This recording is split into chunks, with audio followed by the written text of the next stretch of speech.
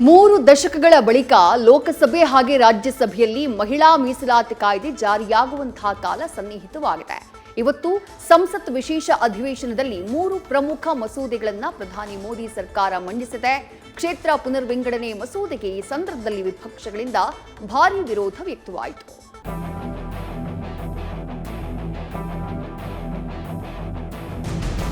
कि मुस्लिम महिलाओं का आरक्षण होना चाहिए.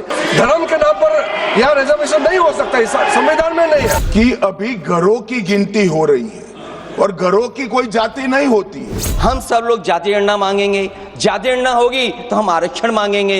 इसीलिए आप लोग धोखा देकर के आना चाहते हैं. हमारा संविधान किसी भी प्रकार के धर्म के आधार पर आरक्षण की कतई मंजूरी नहीं दे रहा. Minister has to withdraw this bill, sir. This is the minister has to withdraw that bill. अगर विरोध करेंगे तो स्वाभाविक है कि राजनीतिक लाभ मुझे होगा, लेकिन साथ चलेंगे तो किसी को भी नहीं होगा, ये लिख के रखो. मैं कल एडवर्टाइजमेंट दे करके सबका धन्यवाद करने के लिए तैयार हूं.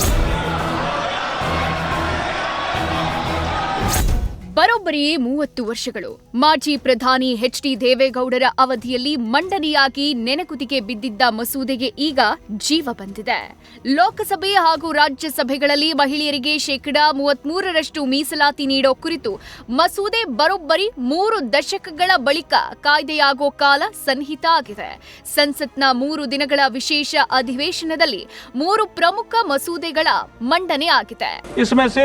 272 सीटें महिलाओं के लिए आरक्षित होगी, जो कुल 815 सीटों का 1/3 है. ಮಹಿಳಾ ಮೀಸಲಾತಿ ಕ್ಷೇತ್ರ ಪುನರ್ವಿಂಗಡಣೆ ಮಸೂದೆ ಮಂಡನೆ. ಲೋಕಸಭೆಯಲ್ಲಿ ಸಂವಿಧಾನದ 131ನೇ ತಿದ್ದುಪಡಿ ಬಿಲ್ ಮಂಡನೆ. ಸಂಸತ್ನ 3 ದಿನಗಳ ವಿಶೇಷ ಅಧಿವೇಶನ ಪ್ರಮುಖ ಮಸೂದೆಗಳ ಮಂಡನೆಗೆ ಅಮೃತ ಗಳಿಗೆಯಾಗಿಸಿದೆ. ಇವತ್ತು ಲೋಕಸಭೆಯಲ್ಲಿ ಕಾನೂನು ಸಚಿವ ಅರ್ಜುನ್ ರಾಮ್ ಮೇಘವಾಲ್ ಹಾಗೂ ಕೇಂದ್ರ ಗೃಹ ಸಚಿವ ಅಮಿತ್ ಶಾ 3 ಮಸೂದೆಗಳನ್ನು ಮಂಡಿಸಿದ್ರು.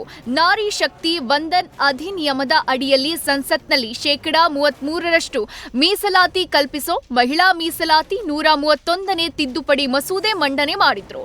ಆದರೆ ಪ್ರಸ್ತಾವಿತ ಮಸೂದೆಗಳು ಸಂವಿಧಾನ ವಿರೋಧಿ ಅಂತ ವಿಪಕ್ಷ ಗದ್ದಲ ಎಬ್ಬಿಸಿದ್ವು. ತೀವ್ರ ಪ್ರತಿಭಟನೆ ನಡುವೆ ಮಸೂದೆಗಳನ್ನ ಮಂಡಿಸಲಾಯಿತು.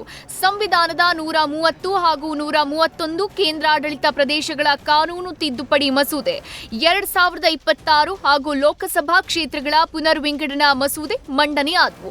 कोई नुकसान नहीं हो रहा है, किसी भी पुरुष वर्ग को भी नुकसान नहीं हो रहा और किसी राज्य को कोई नुकसान नहीं हो रहा.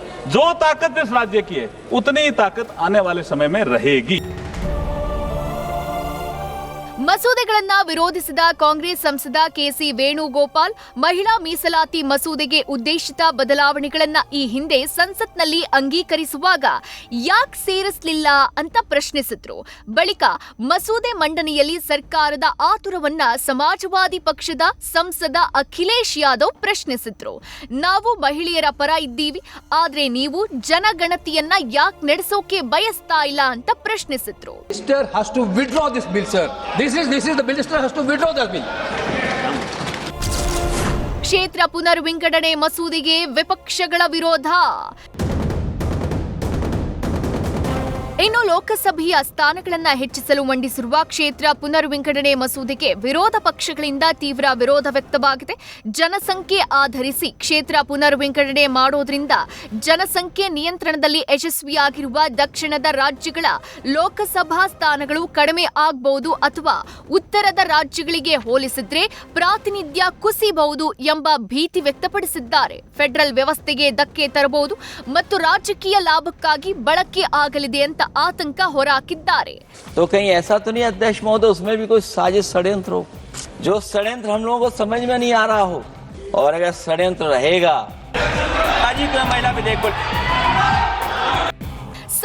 1971ರ ಜನಗಣತಿಯ ಆಧಾರದ ಮೇಲೆ ಸ್ಥಗಿತಗೊಂಡಿದ್ದ ಕ್ಷೇತ್ರಗಳ ಗಡಿಯನ್ನ ಪರಿಷ್ಕರಿಸಲು ಸಂವಿಧಾನದ 82ನೇ ವಿಧಿಗೆ ತಿದ್ದುಪಡಿ ತರೋಕೆ ಈ ಮಸೂದೆ ಉದ್ದೇಶಿಸಿದೆ ಅಂತ ಸಂಸದ ತೇಜಸ್ವಿ ಸೂರ್ಯ ಸದನಕ್ಕೆ ಮನವರಿಕೆ ಮಾಡಿದ್ರು. The year 2026 shall be the year in which the population of the country would hopefully stabilize. Therefore, what was true till 2000 is sought to be frozen till the year 2026. That is the year in which we anticipate, hopefully, that the population figure in the country would stabilize. ಮಸೂದೆಗಳ ಕುರಿತು ಪ್ರಧಾನಿ ನರೇಂದ್ರ ಮೋದಿ ಭಾಷಣ. ಮಸೂದೆಗಳಲ್ಲಿ ಯಾವುದೇ ತಾರತಮ್ಯ ಇಲ್ಲ ಅಂತ ಭರವಸೆ. सबकी फोटो छपा लगे क्रेडिट आप ले लो चलो. ಮಹಿಳಾ ಮೀಸಲಾತಿ ಮಂಡನೆ ಬಳಿಕ ಸದನದಲ್ಲಿ ಮಾತನಾಡಿದ ಪ್ರಧಾನಿ ಮೋದಿ ಈ ಮಸೂದೆ ಮಹಿಳೆ ಸಬಲೀಕರಣದ ಐತಿಹಾಸಿಕ ಹೆಜ್ಜೆ ಅಂತ ಬಣ್ಣಿಸಿದ್ರು. ಮಸೂದೆಗೆ ರಾಜಕೀಯದ ಬಣ್ಣ ಬಳಿಬೇಡಿ, ರಾಷ್ಟ್ರ ನಿರ್ಮಾಣದಲ್ಲಿ ಮಹಿಳೆಯರಿಗೆ ಅವಕಾಶ ನೀಡಿದ ಪುಣ್ಯ ನಮ್ಮದಾಗ್ಲಿ ಅಂತ ಮನವಿ ಮಾಡಿದ್ರು. ಎರಡೂ ಮಸೂದೆಗಳಲ್ಲಿ ಯಾವುದೇ ತಾರತಮ್ಯ ಇರೋದಿಲ್ಲ ಅಂತ ಭರವಸೆ ನೀಡಿದ್ದಾರೆ. देखिए, इसका अगर विरोध करेंगे तो स्वाभाविक है कि राजनीतिक लाभ मुझे होगा. लेकिन साथ चलेंगे तो किसी को भी नहीं होगा, ये लिख के रखो. किसी को नहीं रहेगा, क्योंकि फिर अलग पहलू हो जाता है, फिर किसी को फायदा नहीं होता. और इसलिए हमें क्रेडिट नहीं चाहिए. जैसे ये पारित हो जाए, मैं कल एडवर्टाइजमेंट दे करके सबका धन्यवाद करने के लिए तैयार हूं. ಕ್ಷೇತ್ರ ಪುನರ್ವಿಂಗಡಣೆ ಮಸೂದೆಗೆ ತಮಿಳುನಾಡು ವಿರೋಧ.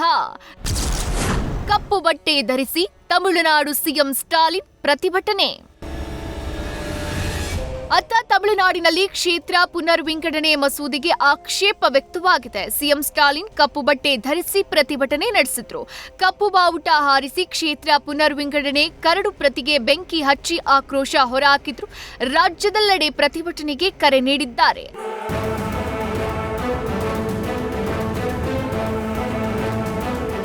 ಇವತ್ತು ಲೋಕಸಭೆಯಲ್ಲಿ ಮಂಡನೆಯಾಗಿರುವ ಮಸೂದೆಗಳ ಮೇಲೆ ನಾಳೆ ಸಂಜೆ 4 ಗಂಟೆಗೆ ಮತದಾನ ನಡೆಯಲಿದೆ ಅಂತ ಸ್ಪೀಕರ್ ಓಂ ಬಿರ್ಲಾ ಘೋಷಿಸಿದ್ದಾರೆ. ಸಂಸತ್ತಿನ ಈ ವಿಶೇಷ ಅಧಿವೇಶನದ ದೇಶದ ಚುನಾವಣಾ ವ್ಯವಸ್ಥೆಯಲ್ಲಿ ಮಹತ್ವದ ಬದಲಾವಣೆಗಳನ್ನು ತರೋ ನಿರೀಕ್ಷೆ ಇದೆ. News first bureau. News first ನಿರ್ಭೀತಿಯಿಂದ ನಿಮ್ಮ ಪರವಾಗಿ.